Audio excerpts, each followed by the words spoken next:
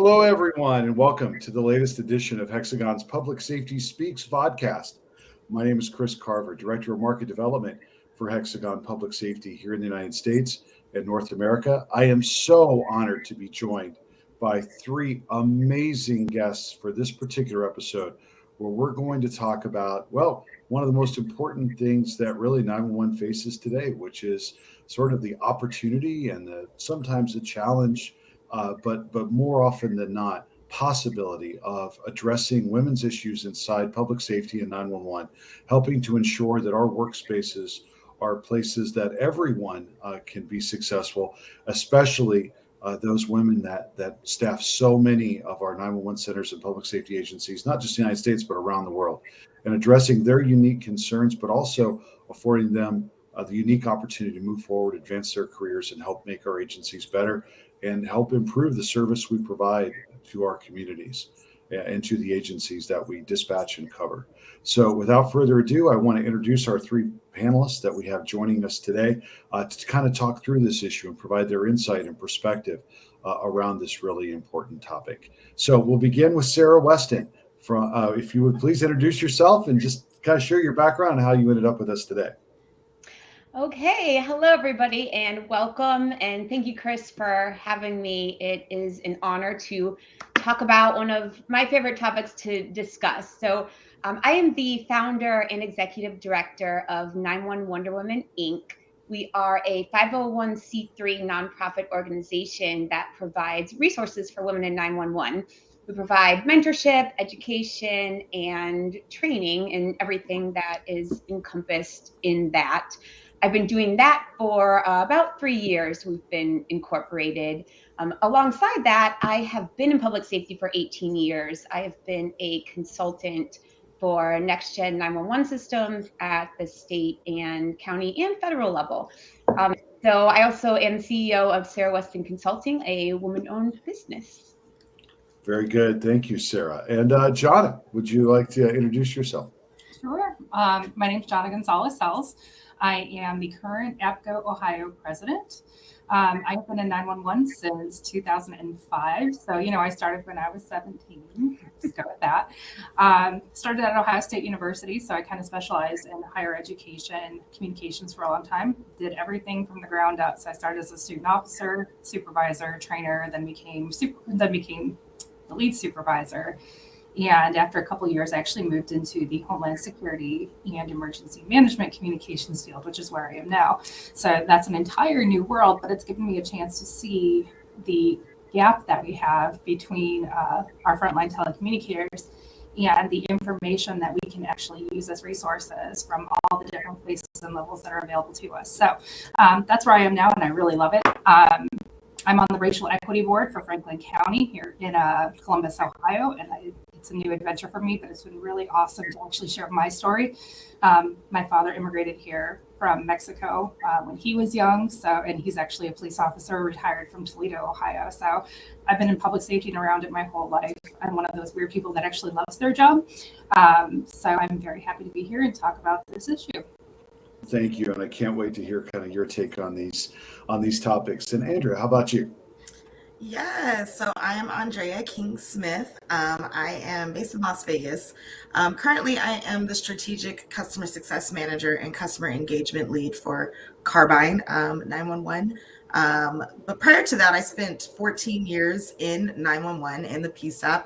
I did start when I was 19 years old, and I was a call taker, dispatcher, trainer, operations supervisor for the Las Vegas Metropolitan Police Department until December of 2021, where I took a huge leap, probably the scariest leap of my life, and jumped into the private sector, where I now get to help bring life-saving next generation 911 technology to 911 centers across the country.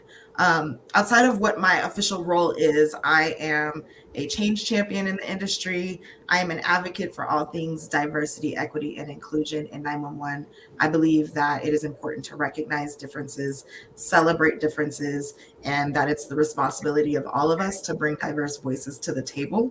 And I champion that by sharing my story of my journey through 911 as well. I'm really excited to be here because this is also a very important topic to me, and excited to be on this great panel where we can share all of our ideas. So thank you for having me. Well, Andrea, thank you so much for being here. So, and by the way, thank you all for your service, for your many years of service to our communities and to our industry. I really, really, really appreciate it, and I know that your agencies and your communities do as well. So, thank you. So, I'll kick it off with Sara. As the founder of an organization devoted to this topic, why do you think the issue of women in public safety is something that deserves attention and effort? So many reasons. But the thing that really hits home with me is women in 911 are not underrepresented.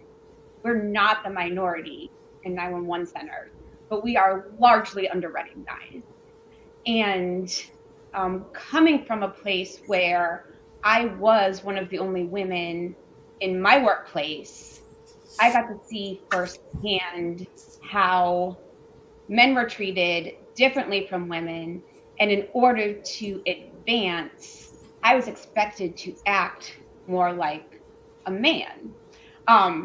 And women have so many unique skills and talents that they bring forth in public safety that we want to really encourage women to be themselves and bring those skills and those talents to the table.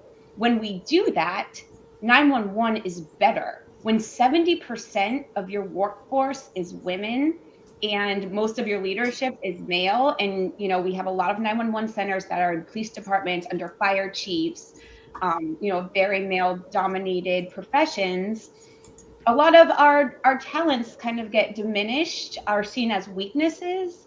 And when we can empower women to embrace their strengths, bring them to work, empower each other, the ripple effect from that is humongous. It builds into a tidal wave, and we become better as people, and therefore 911 becomes better as service. So I'm going to stop there and let the other. Well, thank you, Sara. And you just reminded me. So anyone that's known me for more than about an hour and a half knows that I have a relatively long list of pet peeves. And one of them always was, and thank goodness you don't see a lot of this anymore, but I'm sure all of you remember seeing it. And if I remember seeing it, I'm certain that you did as well. The magazine covers for public safety magazines almost always once or twice a year had an issue where the cover photo was always a female dispatcher with the court-leased male supervisor always leaning over, pointing as if he was reminding them of what to do, as if they had no clue. Now, I can almost guarantee that every time that guy was in that photo, they pulled him off the road. He didn't know a headset from a chair, but that's what they had him do. So thank you, Sara, for reminding me of a Chris Carver. I really appreciate that. So Andrea, what do you think about this issue and why it's so timely now, and why it's something really we should be talking about? Yeah, so like Sara said, where in this industry, women are not the minority. When you get very granular and you're looking at the leadership in this industry, we very much are the minority. I was having a conversation with a colleague about our local, municipalities, and we could count a number of male directors just in our state. And it's like, how does that ratio, it doesn't add up, right? This is a female dominated industry. So where's the gap to where we're not either providing access for women to make themselves promotable, or we are practicing, policies and procedures that make them the less favorable candidates. But there's something there's something that exists to where women are not given, they're underrepresented in the leadership of 911. And as Sara stated, there's so much that can come from bringing those diverse voices to the table, bringing women to the table when it's time to make decisions or talk strategy. And quite frankly, I think the 911 community is not being served as well by not having more of those opportunities available. And so you asked, why are we talking about it now? I think that over the last 5-ish years, there's been this shift where women are finding their power and they're finding their voice. And it's a beautiful, beautiful thing. And with different groups that have been popping up, like 911 Wonder Woman, which is such a special group to me because of what I was able to learn and how I was able to grow from that. Like the Nina Win Alliance, and different groups out there that are providing access to resources, providing a platform for women to just show their greatness in this industry. Since that shift has kind of taken place, now is the perfect time to be talking about how do we keep pushing for this to change in our industry. Well, thank you, Andrea. I really appreciate that. Johnna, how about your thoughts on this issue and why? I mean, they've fairly well covered a lot of things. What stood out to me, though, is that since we're not the minority, I'm not really understanding why we're being treated like the minority, and that has something to do with our gender, I'm sure. Not that the minority should be treated any different, but it's there. The other part of that too is I wonder if that plays into the seemingly endless task we keep having of having to do this reclassification out of clerical, because this is a woman-dominated field. Is that where they feel we belong? It's the clerical field, rather than seeing us as actual first responders, which is what we are and what we do. I came from a different setting. The weird part is I've always been surrounded by men. The men in my center actually outnumbered the women in my center by quite a bit. So then when I took the promotion to supervisor, I was definitely the only woman in the room. And now that I work with radios and technology, I am the only woman in the room all the time. So I am very careful about what I say. I have to be 100% sure of what I say before I say it. And I know some of that is in me. I do have this imposter syndrome that's kind of developed because of that, I believe. But when you have such a heavily male-dominated field, it does create this, even if it's just mental barrier, because you're on the outside. So I guess that's what I'll add to it. That you bring up a really fascinating point to me, that you could have the experience that you have and still suffer from imposter syndrome because of the nature of the way the organization or the industry is. So let me ask then, is that a sentiment, Andrea, that perhaps you've had to or that you've recognized in your own experience as well? Yeah, my experience with this is kind of layered, Chris. It's, I'm a woman, but I'm a Black woman in an industry. I worked in law enforcement and in public safety in a time, our current, time where there's such a disconnect between the community and law enforcement, and that we're all working really hard to bridge, right? So my experience is so layered in the fact that, like Johnna said, I have to think twice about what I'm saying. I read emails 2 and 3 times before I send them. And then sometimes I have to send them to a friend, like, hey, do I sound too angry here? Do I sound emotional? Because oftentimes our amazing men like to correlate emotions and women equaling a weakness. And I can't tell you the countless amount of times that I've been, had gotten feedback to that point. And I have to turn to myself, or sometimes to the person giving me feedback, and ask, if this same situation happened by my male counterpart, would you be telling him that he was emotional in his response, or that he was an outside of the box thinker, or that he was passionate about what he said?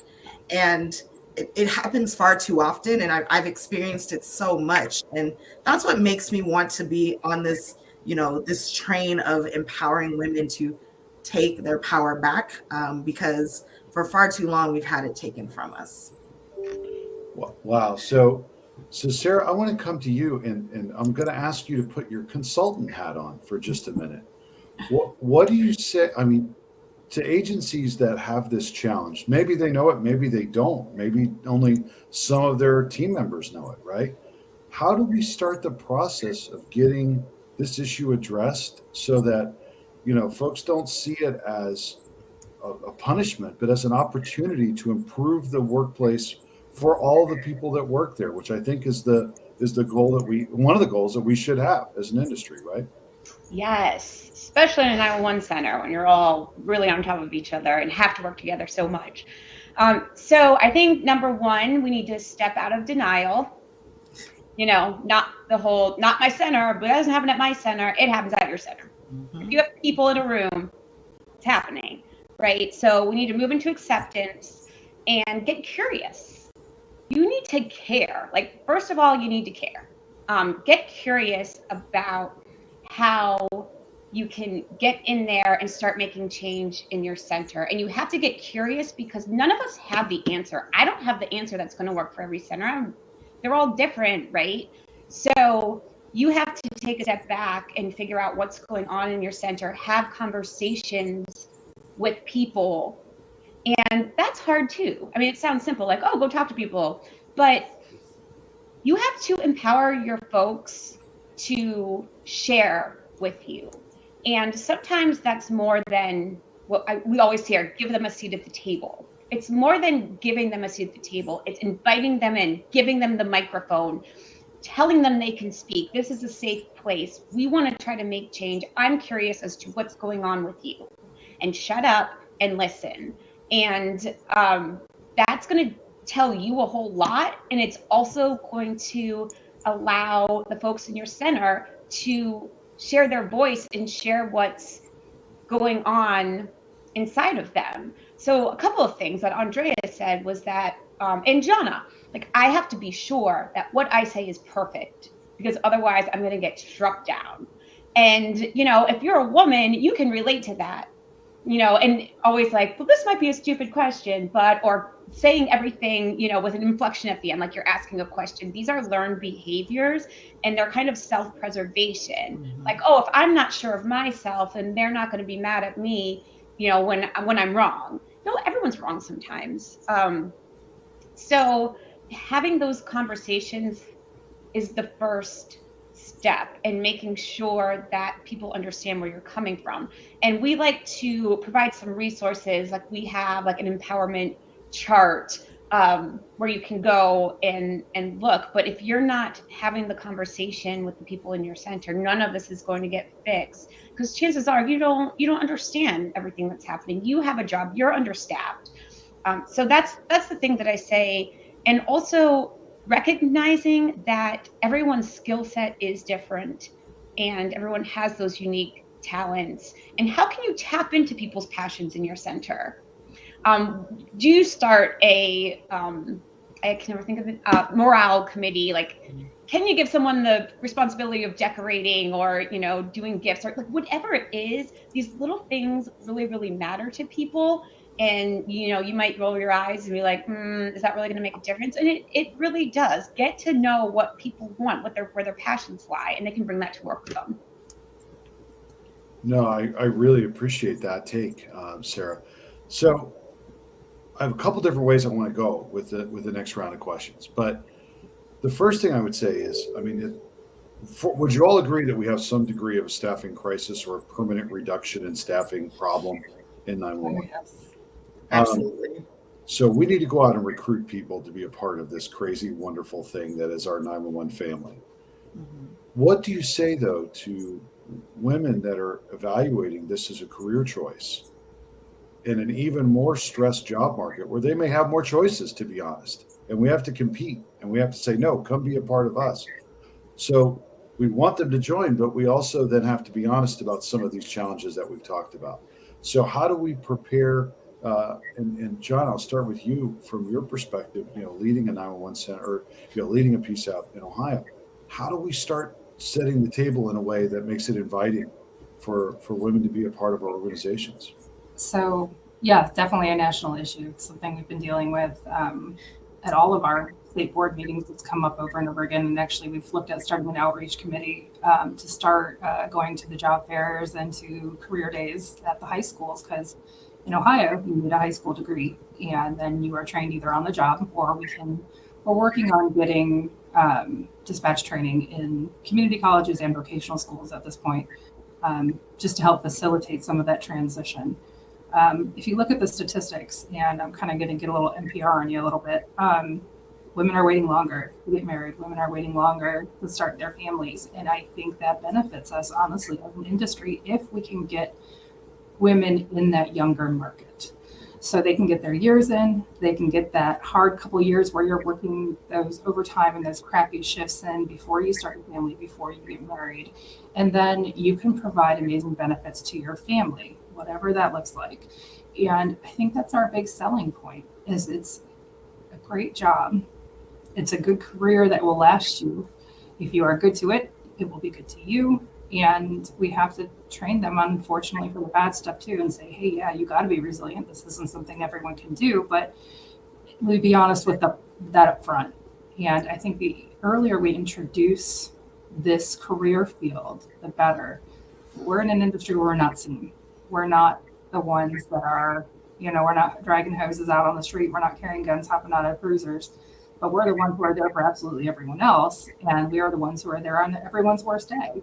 But we're never seen. So the more we get ourselves out there, the more we get our profession out there, I think it's going to make it a little bit easier for us to actually get recruitment done.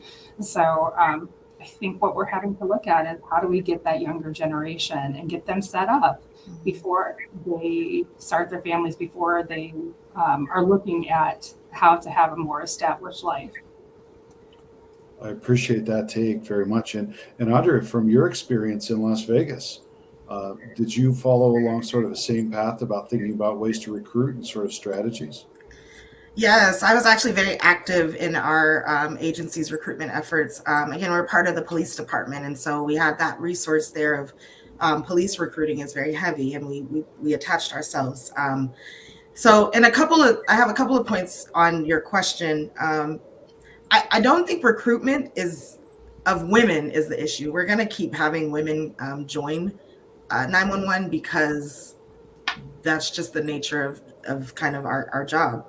Retention is really where we're going to struggle and continue, where we struggle now and continue to struggle. And I think one of the biggest and the first ways we can combat that is show people what they can do, show people what they can achieve, be intentional about who you're putting in leadership roles, and making sure they're representative of not just the community you serve, but the community that you want to attract and the people that you want to attract to be in your organization.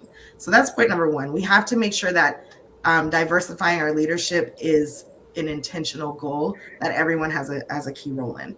But as Johnna said, we have to figure out how to attract those younger people, that younger generation. And that was something that was really, I was really passionate about when I was in 911, because at the time I was that youngest generation, right? I was 19 years old. My path to 911 started when I was 16 and I was a police explorer. My dad is a cop, a retired officer now from Las Vegas as well. And so I also grew up in law enforcement, and I saw the benefits and how much the Explorer program gave to me. And I wanted to give back to it. So when I did join the police department and I was in dispatch, I thought about all those young adults who I kind of came up with that maybe police wasn't the route for them, but they'd be such an asset to our agency, and particularly in dispatch. And so we started a Dispatch Explorer program. And the goal of that is to attract 16 to 21 year olds or 16 to 18 year olds and teach them that firsthand, get them inside the 911 center and show them how they can make this a career. We're also very fortunate here that we have a high school that has a complete dispatching program. And most of those students go on to have careers in a dispatch center. We have several of them that joined our agency. And so you get that proud moment of we did this, we saw this fruition, but we're accomplishing that goal of outreach to the youth and showing them that this is a career worth having, that you can have amazing benefits and provide for your family. And when we're intentional about who we're putting in roles, leadership roles, we can also show them, hey, stay with us because there's a path to promotion and there's a path to success for someone that looks like you. When we do those things, I think we'll be much more successful in our recruitment and retention efforts. So, Sara, what would you add to that? I think I didn't care to become any sort of leader until I saw women leading. I saw it was possible. I saw how they did it, and that you didn't have to act any certain way to be a leader, except support people and your own personal leadership skills. So as we promote women and we give them the skills to step into that leadership, we have a responsibility to reach behind us and grab hold of the next generation coming up. And it's not even an age thing. Women who want to step into that leadership role, we have a responsibility as women to support other women because we know what it's like. Men don't know what that's like, and it's not their fault. That's not, as much as we say, get curious, ask the questions, they're never really going to understand.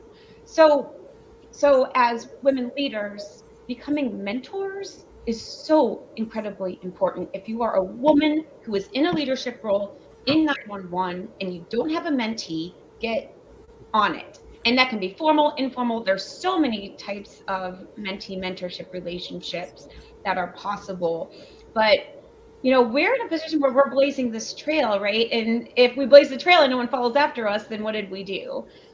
So knowing that by doing what we're doing, we're inspiring others, and then taking that extra step of reaching out and saying, hey, I remember when I was in this position and this is what I struggled with, and I didn't have the confidence and I felt like an imposter, and I still do sometimes, and here's some of the tools that I use, and here's some things that you can do, and just kind of talking it out can be huge. And then that woman goes on to mentor others, and it's a wave. So I have hope. I think we are better off than we were 5 years ago. And I think we're going to keep getting better and better. It's not a fast thing. It's not going to be better tomorrow. But if we keep working, where are we going to be in 5 years? I am enthusiastically optimistic because we are having these conversations. That is always the first step. Absolutely. And I'm curious what you all would think too, as 911 trends towards being, in essence, a fourth service, not under a police department or not under a fire department or EMS agency, taking it out of what are sometimes more hierarchical, male-dominated organizations, may offer an opportunity at just the right time to help address this particular concern. Would you agree with that, Sara? Does that match what you're seeing in your organization? Yes, it gives you freedom. So, when you're able to look at your agency and say, okay, I'm a director. What if we have this many supervisors, this many CTOs? You kind of create, it's not as flat, right? You create these steps toward leadership for people. I've talked to so many agencies that are like, I have these women, they're fantastic. They'd be great supervisors, and they don't want to do it. They don't feel qualified. They don't, so if you have programs in place for them to build their leadership skills and not just take them from excellent dispatcher right into supervisor, then we start to build something. So when a 911 center is responsible for its own structure and organization, we can do things that are better for the employees and create that career path for them. And Andrea, it's not just, inside the organizations that are the day-to-day 911 centers and public safety is important, but I think you're also blazing a trail now by going into the vendor community, right? So that's also a component, because in a long public safety career, and quite frankly, my career is an example of that as well, where I've kind of done all the sides of the equation now. Would you agree that sort of your path continuing on into the vendor world also blazes a trail of sorts and provides an example? You're absolutely right. It does. It's like Sara was saying, having those steps along the way. And so when I made the decision to go into the private sector, it was like the next natural step for me, because I did have those amazing mentors, and I had the opportunity to be the CTO, to be an acting supervisor, to become an operations supervisor, to mentor the new supervisors, to apply for other roles within the agency, and then to go this next step. It's like, okay, now I can show people that there's also more. Like I talk often of my last 2 years in 911, which were probably the most challenging years of my career, because of so many things that were going on. But one of them that I had to come to terms with through therapy was I hit my glass ceiling. I grew too big for the box that I was in. And it was nothing to do with the amazing job that the men and women at the 911 center were doing. It was just about me and my professional and personal goals and aspirations. I'm so grateful that I was surrounded by people that showed me, look, there's another world out here and you can keep going. And so my goal is to always empower women that whatever that next step is, you can keep doing it.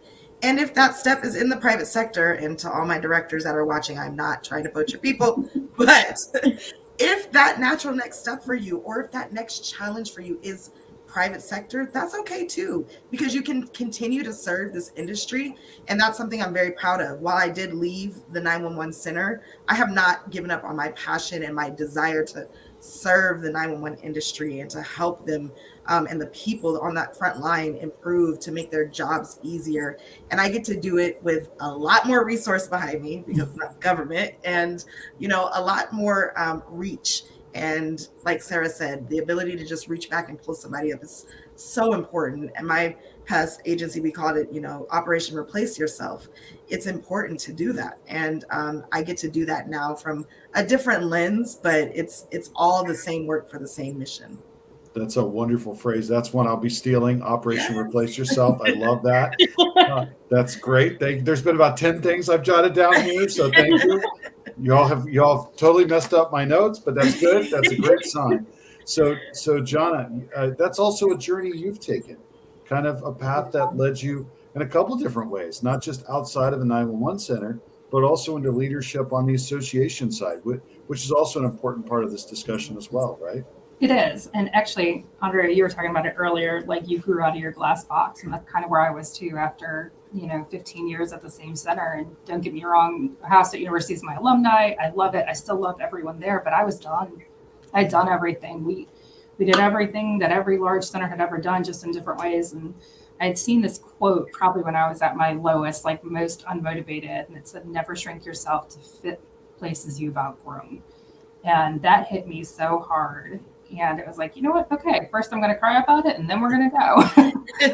So I kind of got pulled into the Homeland Security EMA world. I wasn't recruited per se, but I was chosen for a job, and it saved me. I was going crazy. So now I get to serve my telecommunicators in a different way, not only with that, but also with APCO.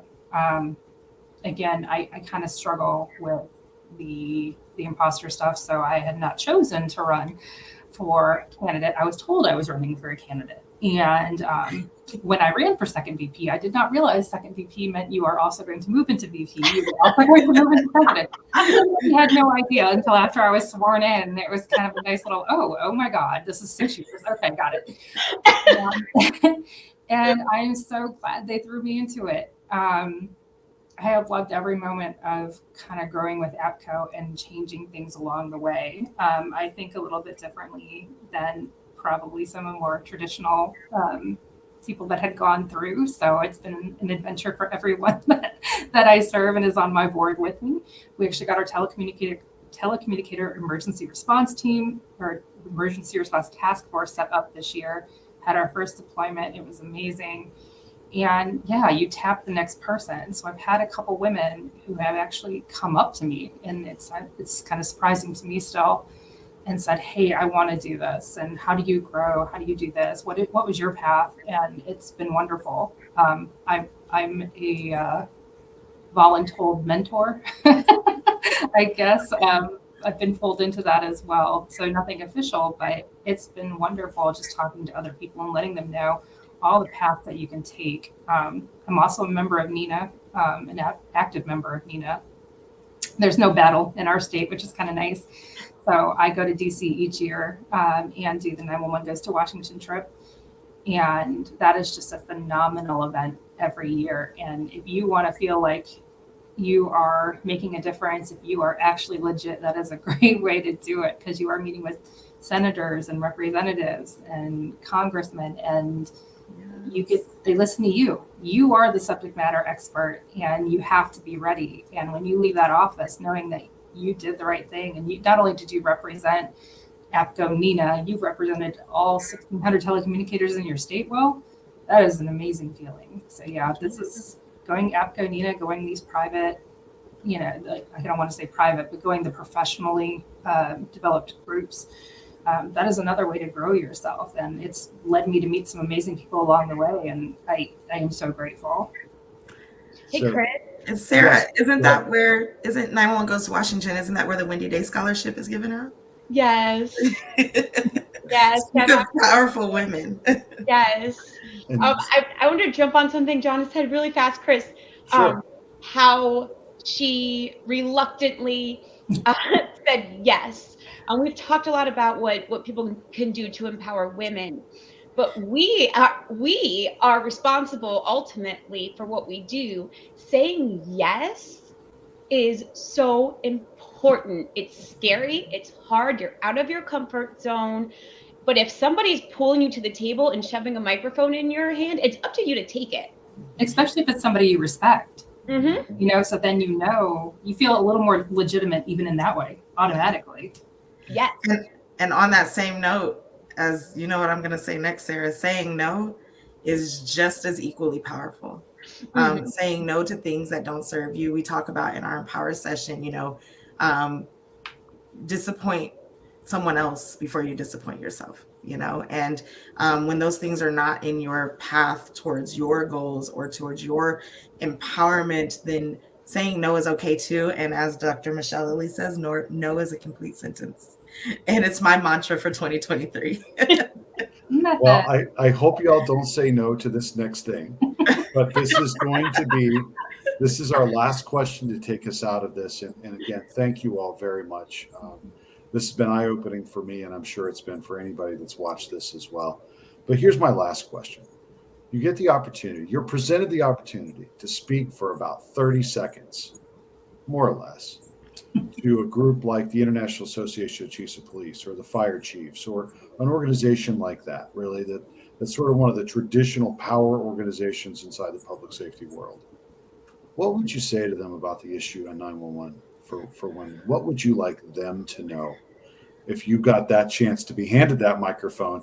And this time you can't say no, Andrea. You got to take that one back.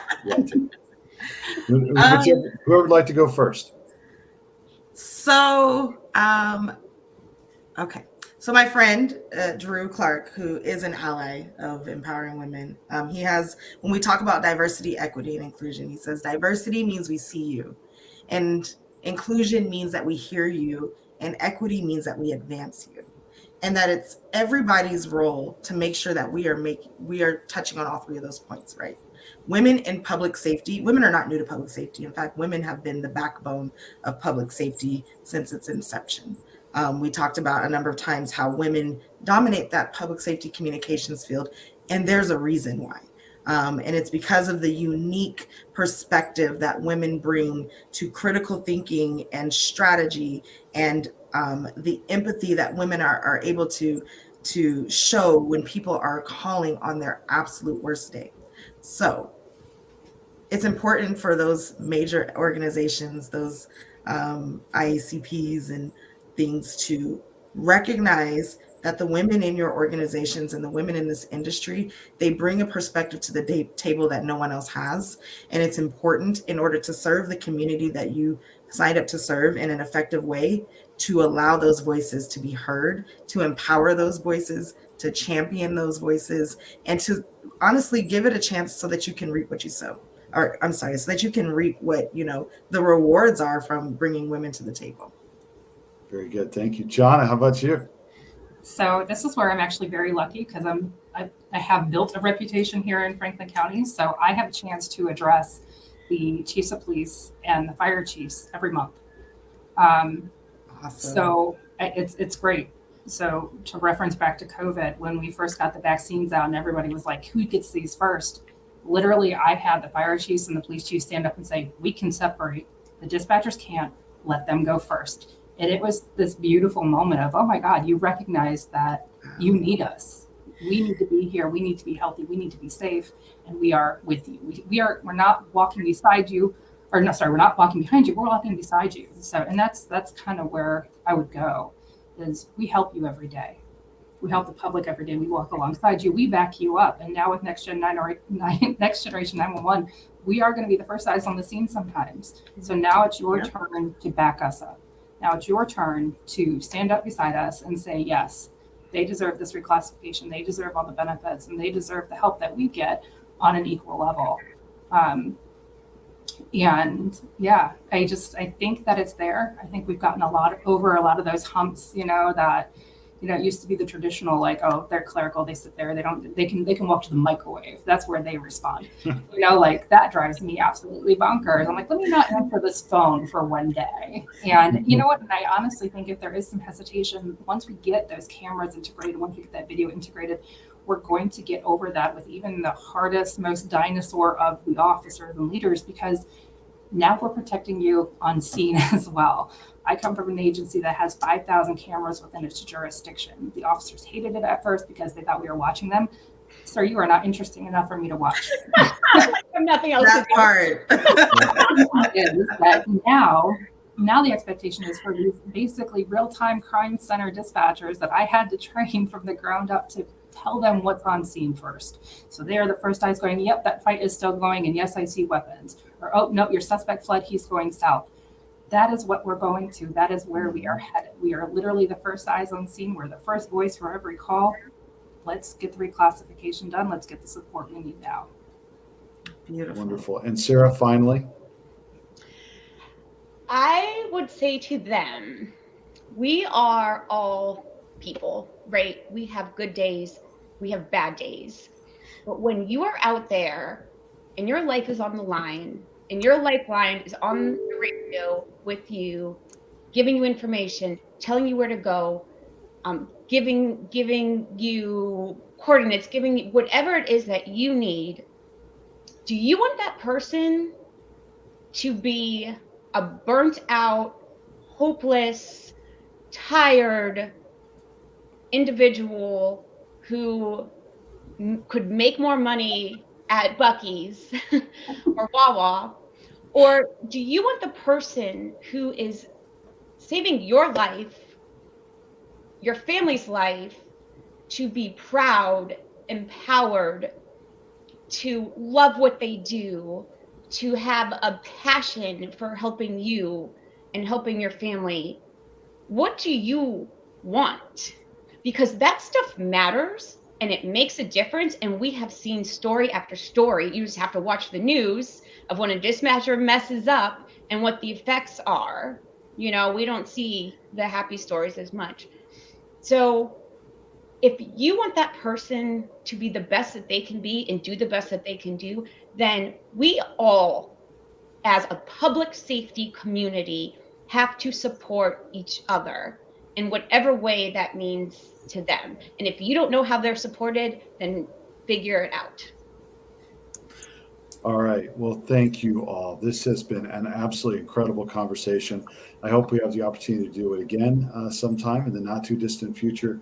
Sara, Andrea, Johnna, thank you again. And that concludes this episode of Hexagon's Public Safety Speaks vodcast. Thank you all for watching. We hope you found it interesting and informative. And if you'd like more information from any of our panelists or from myself, please feel free to reach out through our Hexagon social media channels. We'd be happy to connect you with information or resources as you work to address this particular topic inside your own agencies and inside your own communities. Thank you again. We look forward to seeing you soon. Be safe and have a great rest of your day. Thank you. Thank you.